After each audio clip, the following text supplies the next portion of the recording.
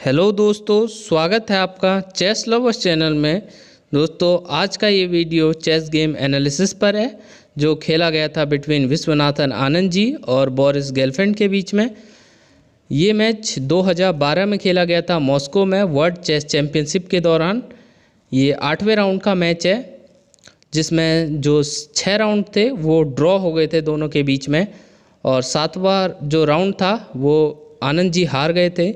जिसके बाद आनंद जी ने इंटरव्यू में बताया था कि वो 8वें राउंड की प्रिपरेशन से पहले सोए भी नहीं थे। आनंद जी के लिए ये मैच जीतना काफ़ी इम्पोर्टेंट था क्योंकि बोरिस गेलफैंड 7वें राउंड में जीतकर ऑलरेडी इसको लीड कर चुके थे। और इस मैच की खास बात ये थी कि ये किसी भी वर्ल्ड चैम्पियनशिप में खेला जाने वाला सबसे छोटा मैच था। तो दोस्तों, शुरू करते हैं इस मैच को। दोस्तों, गेम की एंड में एक पज़ल भी है जिसका सॉल्यूशन आप लोगों को कमेंट बॉक्स में लिखना है। गेम की शुरुआत आनंद जी ने की D4 के साथ, night F6, Indian game, C4, G6। यहाँ पर जनरली खेला जाता है E6 और फिर बिशप को B4 से डेवलप किया जाता है, बट यहाँ पर बोरिस ने खेला था G6 और उनका आइडिया यहाँ पर बिशप को G7 पर लाकर शॉर्ट साइड कैसल करना था। आनंद ने खेला F3, देन C5। यहाँ पर ये पॉन फ्री का नहीं मिल रहा था क्योंकि after D capture C5 queen A5 आ रहा था और क्वीन A5 चेक के बाद ये पॉन वापस मिल जाता। तो यहाँ पर आनंद जी ने इस पॉन को एक्सचेंज नहीं किया, उन्होंने यहाँ पर इस पॉन को पुश किया और खेला D5, देन D6। यहाँ पर क्लोज रख कर खेलना चाहते थे। अगर इस पोजीशन को देखा जाए तो यहाँ पर आनंद जी ने एक भी पीस को मूव नहीं किया है, लेकिन उनके पास स्पेस बहुत अच्छा है। आनंद जी ने यहाँ पे खेला था E4 और काफ़ी स्ट्रॉन्ग ग्रिप बना ली सेंटर पे। Then bishop G7, idea short side castle का है। यहाँ पर जो जनरली वाइट की तरफ से खेला जाता है वो खेला जाता है नाइट C3। नाइट C3 के बाद यहाँ पर शॉर्ट साइड कैसल करता है ब्लैक, और बिशप को डेवलप किया जाता है या तो E3 पे। इसके अलावा बिशप G5 भी खेला जाता है। इसके बाद ब्लैक खेलता है night BD7। After night BD7 white इस नाइट को डेवलप करता है नाइट E2, और इस नाइट को देखा जाए तो इसने हमारे बिशप को भी ब्लॉक करके रखा हुआ है। तो इस नाइट को रीलोकेट किया जाता है night C1 then night B3।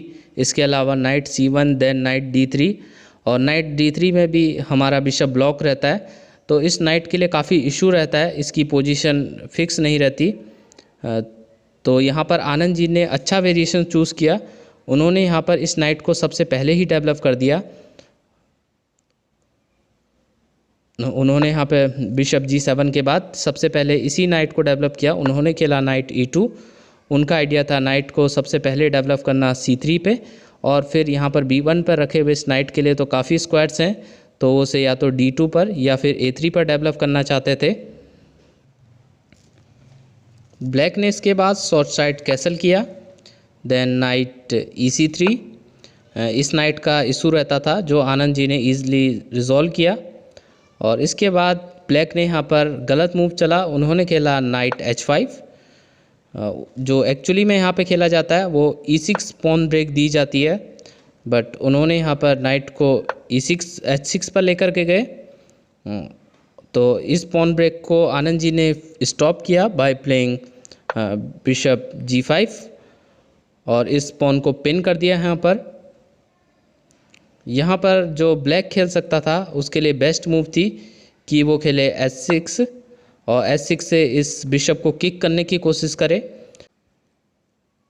हालांकि इससे उनके जो पॉन स्ट्रक्चर था उस पर थोड़ी वीकनेस आती, H6 पर थोड़ी वीकनेस रहती, बट गेम कंटिन्यू रहती।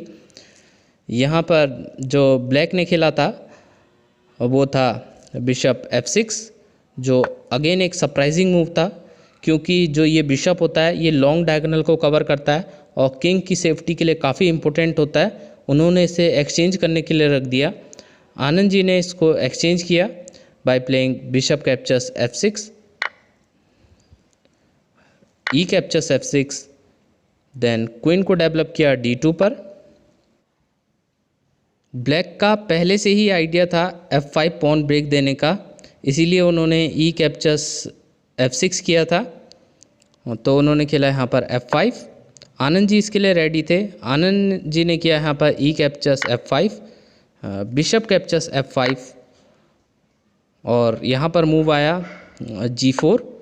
यहाँ पर देखने में लगता है कि ये दोनों पीस पर फॉक है तो एक पीस चला जाएगा, बट ऐसा नहीं है क्योंकि बिशप कैप्चर्स B1 आ रहा है, रुक कैप्चर्स B1 और इसके बाद नाइट को मूव किया जा सकता है। बट यहाँ पर उन्होंने इन दोनों पीस में से पहले किसी को नहीं बचाया। उन्होंने यहाँ पर खेला रुक E8 चेक, पहले चेक दी। आनंद जी ने यहाँ पर सरप्राइजिंगली खेला किंग D1। वो इस चेक को ब्लॉक कर सकते थे बिशप से, बट उन्होंने खेला था किंग D1।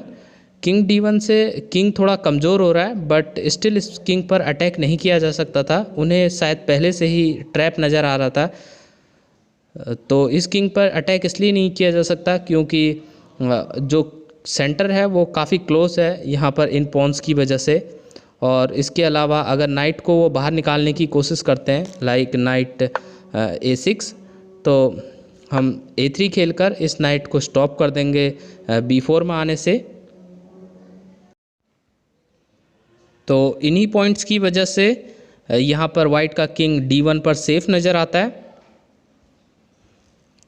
यहाँ पर ब्लैक ने किया बिशप कैप्चर्स B1, रुक कैप्चर्स B1 और इसके बाद जो ब्लैक के लिए बेस्ट मूव थी कि वो अपने नाइट को सेव कर ले या तो G7 पर या फिर F6 पर,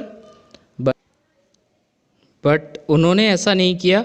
उन्होंने यहाँ पर खेल दिया क्वीन F6 और यहाँ पर देखने में ऐसा लगता है कि हम G कैप्चर्स H5 नहीं कर सकते क्योंकि क्वीन कैप्चर्स F3 आ रहा है और क्वीन कैप्चर्स F3 चेक के बाद हमारा ये रुक चला जाएगा।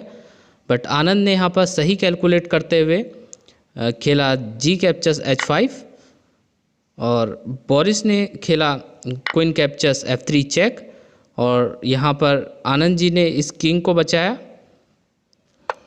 King C2। देन बोरिस ने किया क्वीन कैप्चर्स H1। इसके बाद आनंद जी की तरफ से इस गेम की सबसे अच्छी मूव आई, उन्होंने खेला क्वीन F2, जिसके बाद एक क्वीन यहाँ पर ट्रैप हो गई क्योंकि अगले ही मूव में ये बिशप बाहर निकलेगा और ये क्वीन चली जाएगी। और इसी पॉइंट पर बोरिस गेलफैंड ने रिज़ाइन कर दिया, बट इस क्वीन को सेव किया जा सकता था नाइट C6 खेल करके, बट उन्हें मटेरियल देना पड़ता और स्टिल वाइट विनिंग रहता। जैसा कि यहाँ पर इस नाइट को कैप्चर करना वाइट के लिए फोर्स था। वो अगर इस नाइट को कैप्चर नहीं करते तो नाइट D4 चेक की थ्रेट आ रही थी।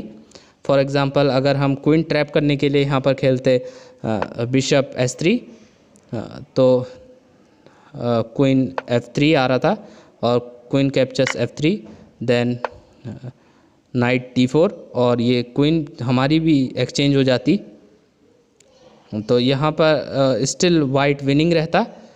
तो उन्होंने इस पॉइंट पर रिज़ाइन कर दिया था।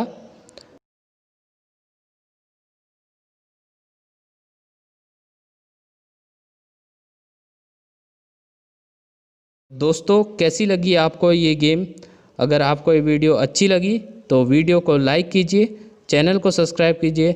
हम इसी तरह से न्यू गेम्स और वीडियोस के साथ मिलते रहेंगे। Thank you, bye bye.